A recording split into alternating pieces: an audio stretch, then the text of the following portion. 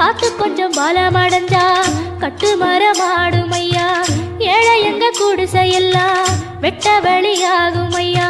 செந்தூரில் நீ இருக்க என்ன குறை நேரும் ஐயா. கோவில் மணி கேட்டிருந்தா வாழ்வில் இல்லை கும்பமையா. வலையில் வந்து விழுந்திடணும் மீனு, விலை போனா பசிக்கு அது சோறு. உப்பு காத்து ஊத காத்து சுத்தும் கடலு கரைய பார்த்து சத்தியமா கோயில் கொண்ட சுப்பையா.